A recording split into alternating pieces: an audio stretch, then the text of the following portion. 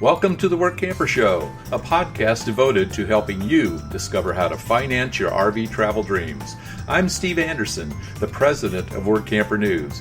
Each one of our episodes will either introduce you to people who are already living the RV lifestyle or to opportunities to work short-term jobs. You'll also learn how to hit the road the right way and make the most of every opportunity. Now let's turn over today's show to your host, Greg Gerber. Thanks, Steve. Today I'm going to speak with a woman who has a fascinating job as a host on an excursion train operating within the Georgia State Park system. Today's show is sponsored by Workamper News. Its one-year memberships open the door for a one-stop shop for all things work camping. Being the original resource for work camping, you'll find the largest number of job listings, be able to connect with the community of work campers, and take advantage of resources compiled by experts who've been enjoying the lifestyle for many years. Most Diamond and Platinum members receive inquiries from their online resumes within a day of being posted. The Workamper Experiences section of the website has been piling up reviews of employers since 2007. Each archived issue of Workamper News magazine has hundreds of help-wanted ads alerting you to a variety of jobs available. With the daily hotline email, new job listings are emailed directly to you for the states you're most interested in visiting. If you're serious about leading a successful and enjoyable work camping lifestyle, then a Diamond or Platinum membership is for you. You can even get started with a free 30-day trial by visiting www.workcamper.com/trial.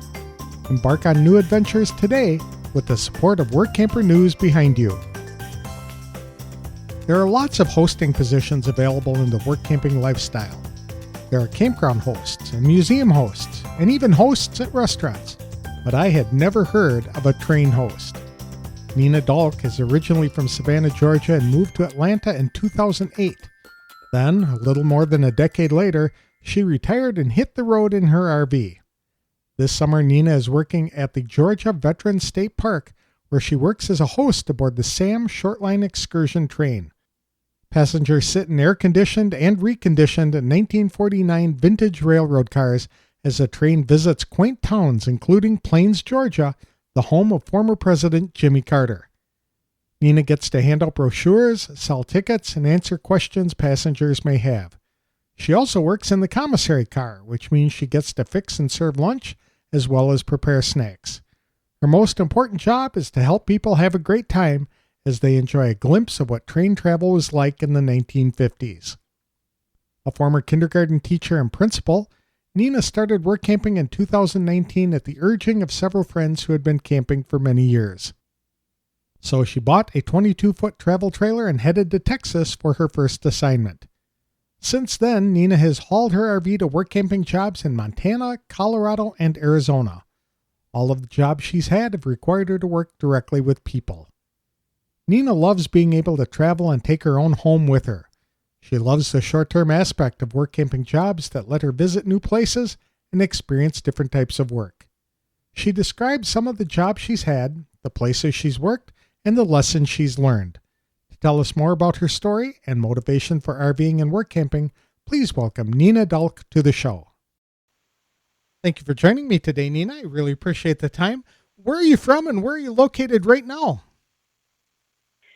Well, I'm originally from Savannah, Georgia, but I moved to the Atlanta area in 2008, and so that's where I was headquartered until I decided to get on the road right in 2019. And currently I'm in Cordele, Georgia, which is a small town sort of southwest Georgia, about 3.5 hours south of Atlanta. And I'm working at the Georgia Veterans Memorial Park with an excursion train. So I'm a train host. Now that sounds interesting. What does a train host do? Well, it's called an excursion train. It's actually a vintage train from the cars are from 1949, and the train is named the SAM Shortline Train. It's named after original train line that ran from Savannah, I guess Americus and Montgomery, Alabama, and service towns or along the way, or had stops along the way. And so now the train, we run typically every Saturday, and we have people from all over, from Georgia, but all over the country, tourists. And we run every Saturday, and we travel. We leave Cordele, and depending on the schedule for the day, our big stop is we go to Plains, Georgia, the home of Jimmy Carter.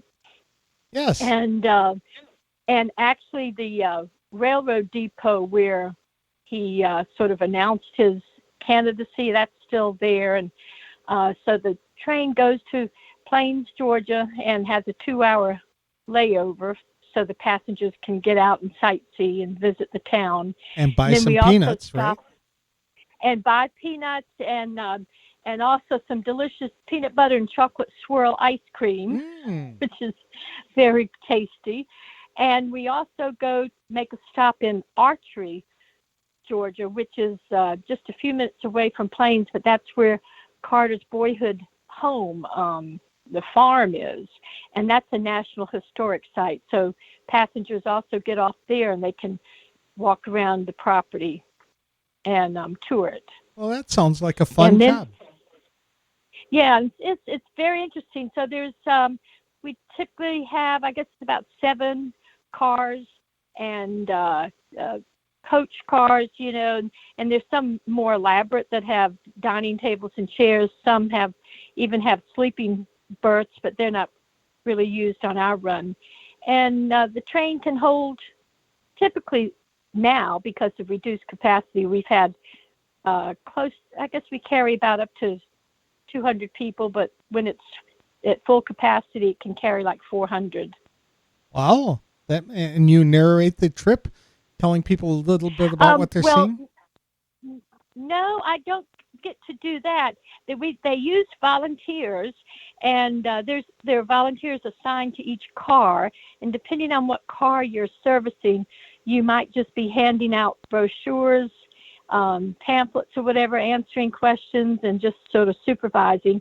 Or in another car, the price of the ticket includes a lunch and snacks, on the trip. So you might have to fix lunches and give them to your passengers. I'm now working in the commissary car, the food car. And so I'm in charge of getting all the foods ready, nothing fancy, but, starting up the popcorn machine and the pretzel machine and putting on the hot dogs and sausage dogs or whatever. And so passengers can come in and place an order, and I serve the food to them. That's a really neat job, it sounds like. And you started RVing when? This August it'll be two years, 2019. Okay. I got on the road in August of 2019. I had been teaching. I retired, decided it was time to retire, and after I'd been teaching 34 years, and I wanted to do something different.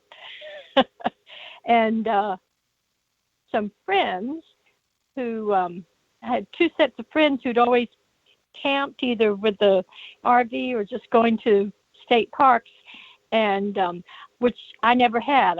I've never camped before I went on the road. My family we were just not campers. And so they were telling me about work camping, and one couple is planning to do it when they retire. And the more I talked to them about it, the more interested I got and started reading up on it. And I found the Work Campers website. And one thing led to the other, and I traded in my car, and I shopped around with my friends to find a travel trailer, and I hit the road in August and headed to Texas. What type of RV did you buy? I have a It's a 2015 Sportsman 22-foot travel trailer. Okay, very good. And That's ample size for a solo. It is. It would not work for if there were two of us, that's for sure. But it's very comfortable and cozy. Standard sort of queen size bed and the little kitchen area and dinettes, and easy enough to pull with my. I didn't want a big truck or SUV. I have a Nissan Pathfinder, and sort of a crossover SUV, I guess. And so far, it's worked well. I haven't had any problems at all pulling the travel trailer, and I've gone as far as up to Montana and back. I also understand you've worked in Arizona and Colorado. I did. I started in Texas at a church-sponsored retreat ranch, and then went to Mesa, Arizona, and totally different setting. I was at a 55 and up resort RV park, which I found out there are many in Mesa or in Arizona, period. And so I worked at a poolside bar and grill that did food service, and that was quite different. So I was there from January until March, and then we were shut down because of the COVID.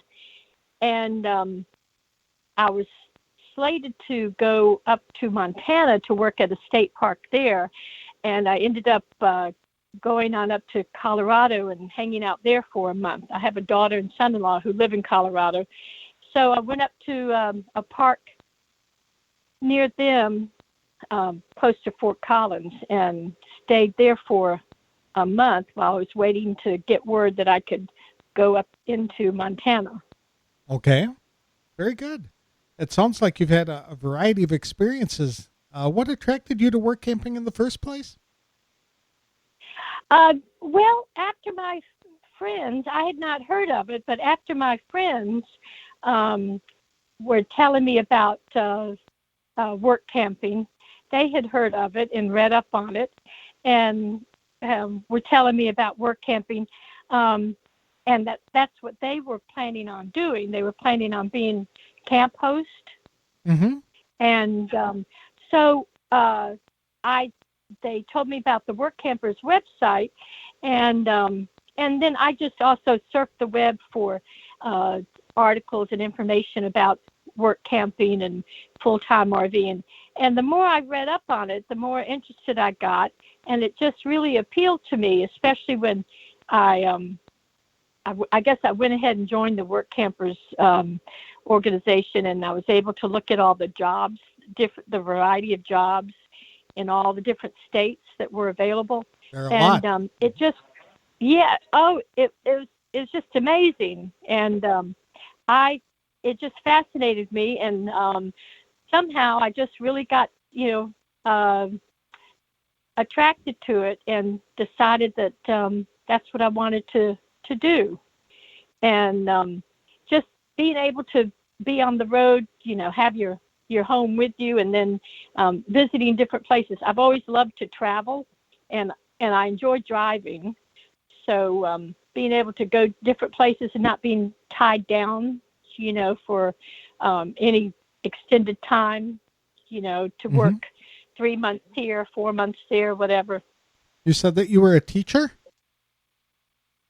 I was. I worked for most of my career. I was in early childhood education. I taught kindergarten up to most of my years, about 18, 19 years in kindergarten. And I've taught second grade, and then I was a principal for 8 years of a new Catholic school in Savannah. So, but mainly classroom teacher. Well, God bless you. That's like corralling cats at that age, trying to get the kindergartners together and focused on one activity for more than 2 minutes.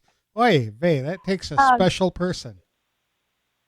Yeah, well, thank you. Yeah, I enjoyed it. I guess if I've had any passion coming along as over my career as an adult. It's been education and kids. I love the 5-year-olds and kindergartners. They're just, eager to learn, interested, just a lot of curiosity. And so I always enjoyed being in the classroom with them. Didn't always necessarily enjoy the paperwork and meetings, but the kids were great. What have you liked most about your work camping and RVing experience so far? I guess basically just being able to go to different locations and learn about the community that I've been in, and picking up new skills.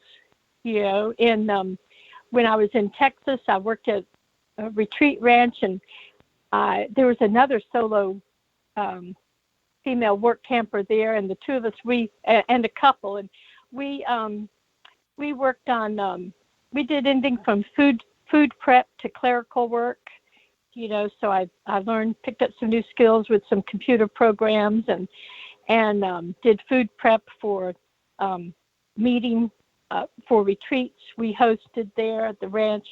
And in Colorado, I volunteered for a historical, a rehab project on a historical site, and I actually learned how to do mortar work.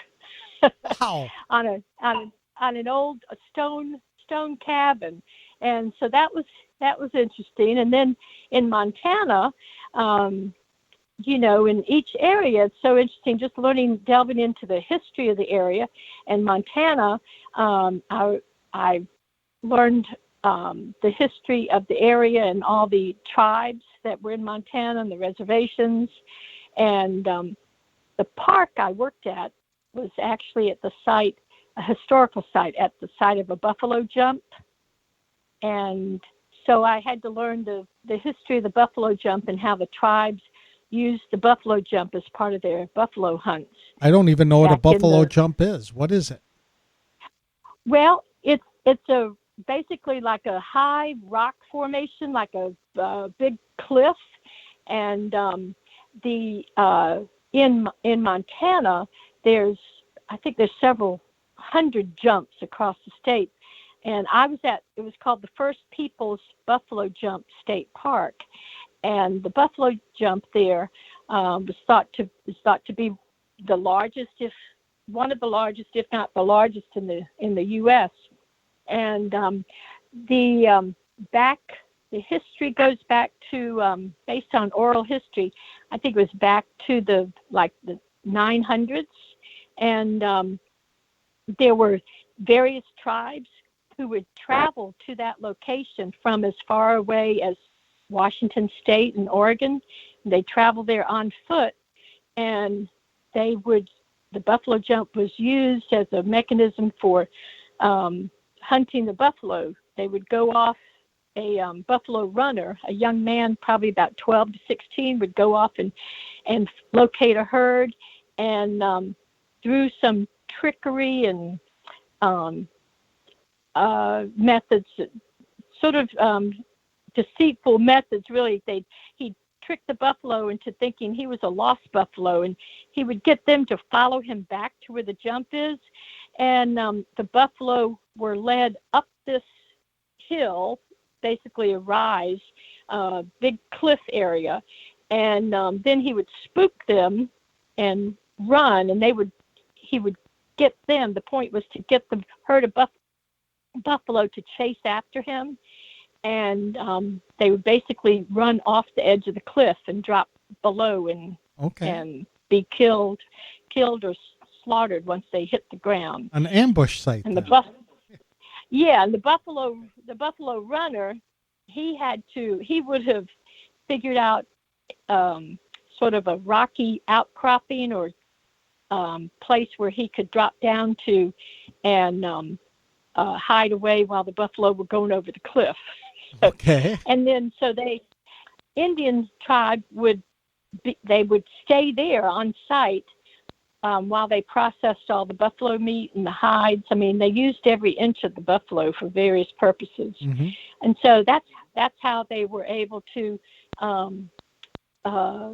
hunt the buffalo, because they didn't have horses in that area until about the 1700s. It sounds like you have a variety, or you like to have a variety of things to do when you're working. Is that right? I do. I mean, that was interesting because it was totally out of my experience as far as learning, the history of Montana, and especially about the tribes and the reservations, and totally different from what I grew up with in Georgia. So I really enjoyed that. And even, being in Texas, I was in the Texas Hill Country area, and really just beautiful area. Never envisioned, that part of Texas. Yeah, I think Texas is just sort of scrubby and, flat or whatever. But Mm-hmm. this is beautiful hill country area, very quaint little towns, and it was just a wonderful experience also, being able to explore the different parts of Texas, as well as in Montana. I was able to sightsee. Arizona, I did the same thing, was able to get out and sightsee. I started taking horseback riding lessons when I was in Texas. Neat. So that was a neat experience. Have you faced any challenges on the road?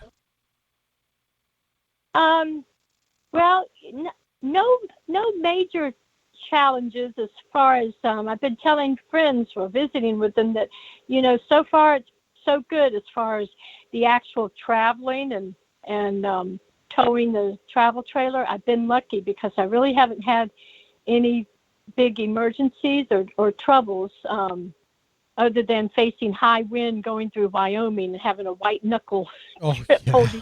trying to keep the vehicle on the road with 60-mile-an-hour winds blowing. Mm-hmm. Yeah, but it's just been little challenges like, being someone new to dealing with the equipment.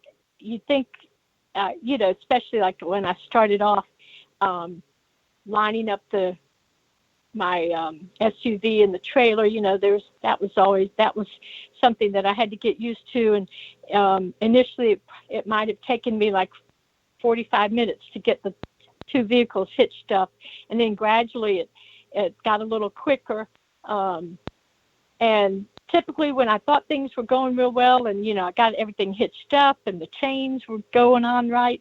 And then all of a sudden, the next outing when I would be hitching up to leave, it's like something just wasn't working right. And I would be there instead of 10 minutes to get something done or 5 minutes, it turned out to be 30 minutes. And it was just, the chains, or I just somehow wasn't working it the same way I had been, and took me longer. And invariably, I would get it done, of course, get things done and be able to get on the road. Sometimes with the help of neighbors. But so that's been the frustration periodically, where Okay. things just don't work as planned. So with the equipment. You really haven't faced any big challenges that should discourage other solos from going out there and embracing this lifestyle? No, I haven't, I have to say. And that was one reason why I thought, my story, it might be interesting to share it, because I have been greeted with comments from fellow work campers, once I have arrived at the next location, you get to know people and they say, oh, you're a solo, or they'd ask, oh, well, where's your partner, your husband with? I said, oh, no, it's just me, myself, and I. And some of them have looked pretty surprised, like, oh, well, so you do all the hitching, you're able to hitch up everything? And I said, well, yeah, I've gotten the knack of it. Yep. Been able to handle it pretty well. So, yeah, I think, of course, I think it's would be very useful. You have somebody who is knowledgeable and is able to be sort of a mentor and show you the basics.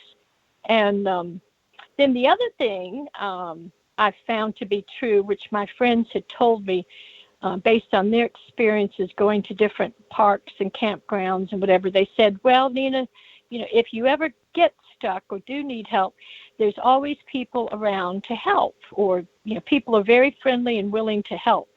And I have definitely found that to be true. Whether when I've gotten stuck and I've gone looking for help, or sometimes neighbors have noticed I might not have asked for help yet, but they've noticed that I was sort of struggling at one task for a while, and they've come, they'll come over and say, "Can I lend you a hand?" Oh, that's sweet. Yeah. Have you enjoyed any perks in your work camping positions that you really liked?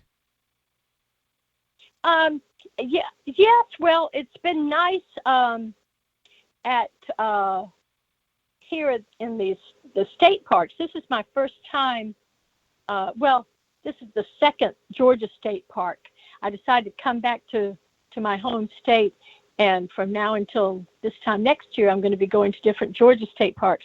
And so I found out that I'm able to enjoy all the various amenities. You can play like whatever is here for the visitors, I'm able to use free of charge, like the golf course, and bike rentals are free, and plus I get full hookup site plus free laundry, cable. So it's just a nice addition, being able to use the amenities at the park free of charge. Mm-hmm. Now, are you in volunteer positions most of the time, or are you in paid positions? I've been in mostly volunteer positions. My only paid position was in Arizona at the resort park, and that was paid, but at the same time we were charged rent, so it was sort of a wash. Okay. Yeah, but for the most part so far, like all the state parks, it's all volunteer positions, and Texas was volunteer, and Montana was volunteer. When your current position ends, what do you plan to do next? Well, I will be here until the 1st of September, and then I'm going to another state park in Georgia that's not too, I guess it's about an hour and a half away, maybe 2 hours, and in Noonan, Georgia, called Chattahoochee Bend. I'll be a camp host there, and until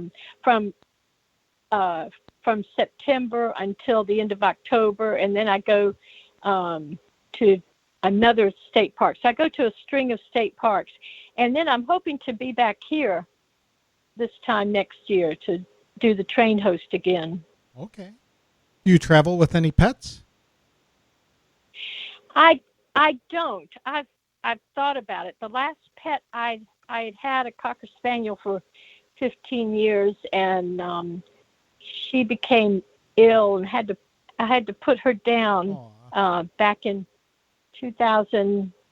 This is 2018, and I've thought about getting another dog. I've always had a dog, and I just haven't been bold enough to take the step. I mean, I see a lot of, there's a lot of dogs traveling, and my daughter actually has suggested to me that I needed a dog, for some company. Sure. But that worries me, just especially since I might work 8 hours in a day, and I haven't been comfortable thinking about leaving the dog in the travel trailer for that long. Are there any places that are still on your bucket list that you want to travel to? Well, I'd like to eventually head up to the Northeast, like Vermont. There's a good many, I've noticed a good many jobs listed in the Northeast, in like Vermont and New Hampshire and that direction. And so that sort of has gotten my attention when I've seen the job listings, as well as some other locations out west, like in Utah, back out in that area, which I haven't seen, or even in the Dakotas. So, I mean, I really haven't gone to that many states since I've just been on the road for almost 2 years now. Yeah. Okay. Do you have any advice to people who are considering becoming a work camper? Well, I guess, like I said, I think the most important thing, especially based on your experiences, because like I said, I had never camped before, except I guess one experience while I was in college, tent camping with roommates. And you really need to search out friends or someone who's knowledgeable, and pick their brain for information, and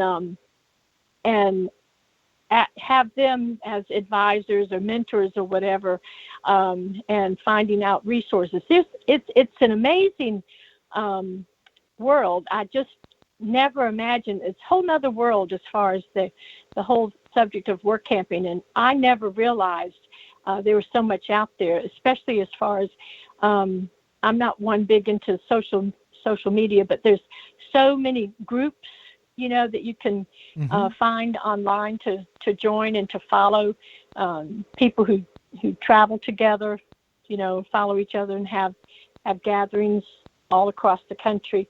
So there's a lot of resources, but I guess my main advice would be to, like I say, find someone who's knowledgeable, or several people who are knowledgeable, point you in the right direction, and give and ask for various resources that you can then, look into and find out for yourself and decide. And then I had my friends went around with me at certain times while I was looking for a travel trailer, just giving advice. Okay. That's great advice. So of the groups that you mentioned, have you joined any that you found particularly helpful? No, I haven't taken the leap to join any. I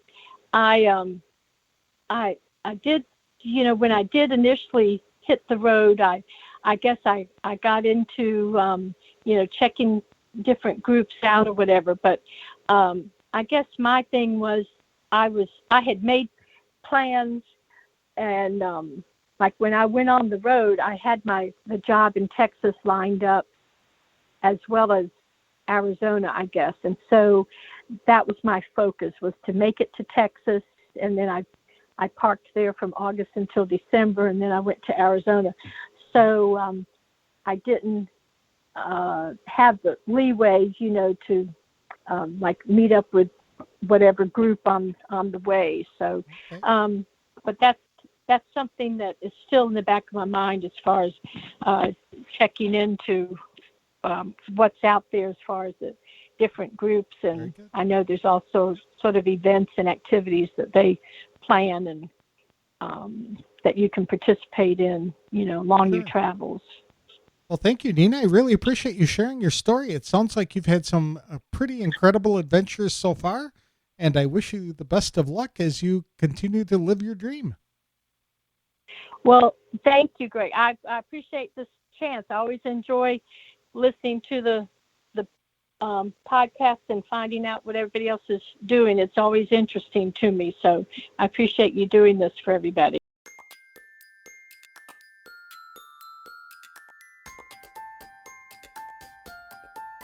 I want to thank Nina Delk for taking time to come on the show to talk about her experiences as a work camper and RVer. As a solo traveler, she has discovered that people are always willing to help her figure things out. Nina has been lucky in that she hasn't experienced any major problems on the road, other than some pretty high winds when trying to tow her RV upon occasion. She shared the reaction of fellow work campers who were surprised to learn that she hooks up the RV by herself, sets up the campsite by herself, and pretty much handles everything that comes her way by herself. Nina has always found her neighbors to be friendly, helpful people who will step in to give her a hand if she needs assistance. She loves work camping not only because of the ability to travel to different places to see and do new things, but also for some of the perks the jobs offer. Work campers often get free use of amenities that other guests at campgrounds have to pay to enjoy. Nina generally accepts jobs that include free full hookup campsites, which saves her a lot of money on her adventures. She's worked both paid and volunteer positions, but likes volunteer jobs best of all. She really encourages people contemplating the RVing and work camping lifestyle to follow their hearts and their passion to create a lifestyle of travel and adventure. I appreciate Nina Delk for sharing her story. You don't have to start the RVing or work camping lifestyle on your own. You can tap into decades worth of experiences enjoyed by other people who have perfected the lifestyle. In fact, the Dreamer's Journey can help you get started on the right foot. It's a new online course and community produced by Workamper News. Life is way too short to keep your dreams on hold, so don't be held back by fear because you were designed for more. Get started in the RV lifestyle the right way with this comprehensive guide. For just $29.95 for 90 days of access, Dreamers have unlimited viewing of 50 plus videos to learn things like what type of RV to buy, goal setting, how to budget for the adventure, developing a positive mindset, setting up a domicile, operating a small business on the road, plus everything about work camping and how to find the right job for you. Each video is 30 to 90 minutes long, giving in-depth coverage on each topic. There's no wrong time to get started. For more information, visit www.rvdreamersjourney.com. That's all I have for this week's show. Knowing that many work campers travel with dogs, next week I'm going to interview a veterinarian for advice on how to make traveling with dogs enjoyable and stress-free. She'll offer lots of great ideas on the next episode of The Workamper Show. Thanks for listening.